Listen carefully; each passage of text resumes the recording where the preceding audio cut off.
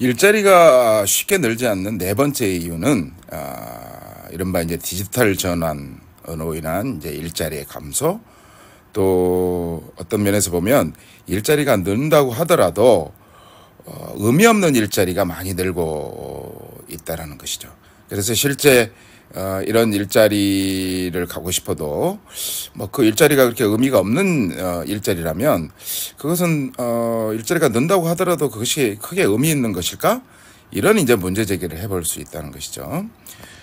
그래서 제가 이제 오른쪽에 이 데이빗 그레이버가 쓴 이 불시잡이라고 하는 다소 조금 책 제목이 자극적인데, 이 불시잡이라는 책에 보면 우리가 이제 디지털 혁명, 뭐 제4차 산업혁명 이제 이런 것들 때문에 일자리가 늘고는 있지만 그 늘어나는 일자리의 40% 정도가 그렇게 이제 의미 있는 일자리라기보다는 의미가 없는 일자리들이 많다는 것이죠. 그래서 이제 제가 밑에 여기 비서, 소위 접수계원 뭐 이런 사람들, 그래서 뭐 플렁키스라고 제복 입은 하인들, 뭐 깡패, 뭐 그래서 한 5가지 정도를 이 책에서 이렇게 제시를 하고 있는데, 이런 일자들이 디지털 혁명 뭐 이런 것들을 통해서 늘고는 있지만 사실 따지고 보면 이게 의미 없는 일자리라고 하는 것이죠. 그래서 만약에 그렇다면 디지털 전환을 통해서 조금 더 노동 친화적이고 좀 더 의미 있는 일자리, 또 양질의 일자리를 만들어야 일자리가 늘 텐데 현실은 그렇지 않다는 것이죠. 그래서 이런 의미 없는 일자리가 늘어나고 있다. 그 다음에 또 하나 이제 얘기할 것은 앞에서도 잠깐 얘기했습니다만은 이 4차 산업혁명처럼 굉장히 급격하게 변화하는 이런 시대에 특히 이제 AI 같은 기술들이 발전하면 할수록 점점 더 그 기술 발전이 일자리를 대체하는, 그러니까 노동을 대체하거나 또는 숙련을 해체하거나, 이제 그걸 탈숙련이라고 합니다만은, 그 다음에 루틴화된 노동, 아주 일상적인 작업이라고 그러죠, 루틴이. 그런 노동들이 증가하고, 또 우리가 주변에서 여러 굉장히 많이 봅니다만은 플랫폼 노동, 예를 들면 뭐 배달 노동자 같은 이런 플랫폼 노동자들이 증가하면서 관리자들의 통제 권한이 굉장히 증대한다는 것이죠. 그래서 이런 관리자들의 통제 권한이 증대하면 앞에서도 잠깐 이제 그 포디즘이 해체되면서 포스트 포디즘 되면서 노동조합 또는 뭐 노사 간의 어떤 타협 이런 것들이 이제 줄어든다고 했는데, 이 기술 발전이 그런 것들을 훨씬 더 관리자의 통제 권한을 증대시킴으로써 그런 경향을 훨씬 더 가속화시키고 더 심화시킬 수 있다는 것이죠.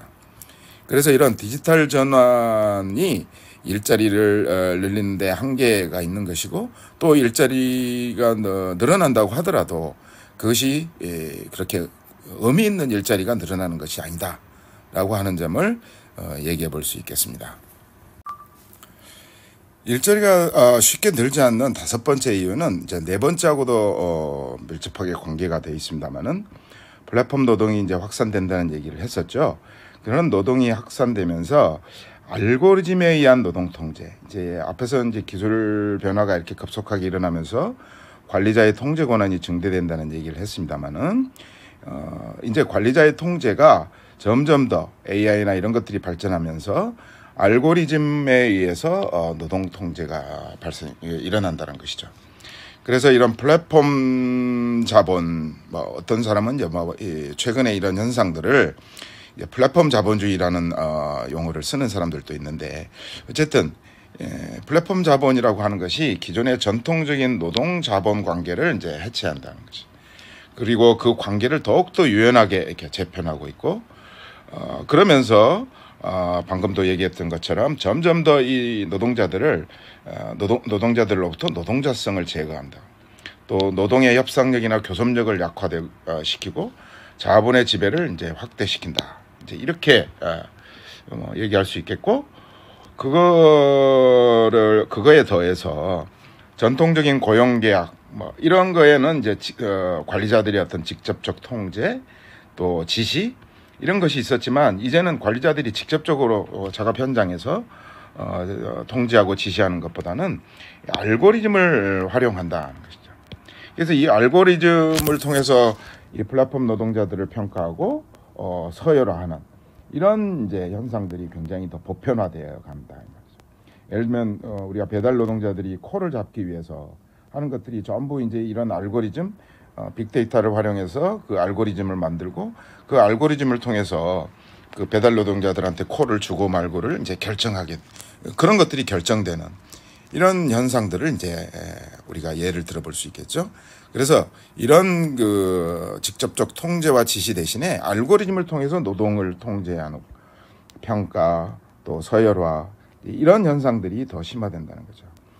그래서 제가 이제 오른쪽에 블랙박스사의 저자인 프랭크 파스퀄레라고 하는 이 사람이 쓴 책에 보면 이 빅데이터 알고리즘이 인력을 가장 최소화할 수 있는 방식으로, 달리 말하면 노동 비용을 최소화할 수 있는 기술 장치, 또 어떤 생산 체제의 어떤 그 생산 체제, 이런 거를 이제 만들고 그것을 더욱더 확산시키는 이런 기술 장치로 활용되고 있다라는 얘기들이 나옵니다. 그래서 이런 그 알고리즘을 통해서 노동 자본 관계를 해체하고 노동의 협상력이나 교섭력을 점점 더 약화시키고, 그래서 우리가 이제 이런 비정규직이 굉장히 많이 늘어나게 되는 그 원인이 되기도 하는 것이죠. 알고리즘에 의한 노동 통제를 이제 얘기했습니다만은 참고로 이런 인공지능, 특히 인공지능 기술이 발전하면서 그 방향, 그러니까 방금 이제 일자리를 이게 쉽게 늘리지 않는 이유가 된다고 얘기했습니다만은, 얼마든지 인공지능 기술은 일자리를 늘리고 노동 친화적인 방향으로 갈 수도 있었을 텐데, 이 정부의 정책 또는 기업들의 이런 그 주주자본주의 또는 승자독식 사회, 이런 거를 더 강화시키는 쪽으로, 그래서 노동 일자리를 늘리지 않고 자본 친화적인 어떤 기술 발전, 이런 것들을 이루어가는 이런 우리의 선택의 문제일 수도 있겠다. 그래서 이제 그걸 몇 가지로 왜 그런가에 대한 얘기를 해보자면, 가장 첫 번째는 일자리를 만드는 일과 같은 사회적 가치를 목적으로 한 기술 채택 같은 것을 시장이 이제 갈수록 거부하기 때문에 그렇다 이 말이죠. 앞에서도 이제 그 주주 중심의 경영 또는 뭐 금융 자본에 의한 뭐 기업 규율, 또 승자 독식 사회, 이런 얘기를 했습니다만은, 갈수록 시장이 발전하면 할수록 우리가 뭐 시장이 이제 그렇지 않고 뭐 일자리 창출을 더 많이 할 것이다, 이런 기대는 이제 접어야 될 것 같아요. 그래서 이런 일자리 창출을 위해서 기술을 뭔가 좀 더 그런 쪽으로 노동 친화적인 방향으로 만들려고 하는 것은 시장이 거부하고 있다. 그 다음에 또 하나 중요한 거는 정부의 조세 정책이라고 볼 수가 있겠죠. 그래서 정부의 조세 정책이 특히 이제 신자유주의가 이제 계속 발전하면서 자본이나 투자에 대해서는 감세하고 노동한테는 세금을 부과하는 이런 방향으로 전환되면서 노동보다는 훨씬 더 기계를 더 많이 사용하도록 만들고 강제한다. 이제 이게 이제 그 잘못된 선택의 이제 두 번째, 왜 잘못된 선택이 될 수밖에 없는지, 이제 이런 두 번째 이유를 지금 얘기하는 거고, 세 번째는 이제 기업이 노동시장의 불안전성 때문에 노동의 사회적 기회비용보다 높아지는 경향이 있는 노동비용, 그러니까 이 노동비용을 또는 임금을 더 고려하기보다는 자동화 기술을 채택하고 개발하는데, 뭐 연구 R&D 같은 것을 통해서 그런데 더 그런 걸 더 하려고 하는 인센티브를 더 많이 갖게 된다는 거죠. 물론 이거는 이제 앞에 얘기하고도 계속 연관이 되는 얘기입니다만은, 기업들이 이런 인센티브를 가지면 갖게 될수록 어때요? 기술의 발전, 자기 기업이 개발하려고 하는 어떤 기술, 뭐 그거는 기업 차원뿐만 아니고 사회적으로도 그런 기술의 방향을 점점 더 자동화 기술 또는 AI 기술, 알고리즘을 조금 더 노동 비용을 줄이는 어떤 알고리즘의 설계, 이런 쪽으로 기업들이 더 많은 인센티브를 갖게 된다면 당연히 기술이 점점 더 그런 쪽으로 뭐 그걸 자기 강화 현상이라고 부릅니다만은, 점점 더 그런 쪽으로 갈 수밖에 없겠다, 이렇게 얘기할 수가 있겠습니다. 그래서 방금 말씀드린 내용들을 이렇게 이제 그 기술 변화라고 하는 측면에서 몇 가지를 제가 이렇게 이제 정리를 했습니다만은 이 표는 앞으로도 조금 더 발전시켜 갈 예정이고, 그래서 표에 대해서 지금 당장 구체적인 설명은 안 드리겠습니다만은 방금까지 한 얘기들을 조금 이제 이렇게 그림으로 한번 표시를 해봤습니다.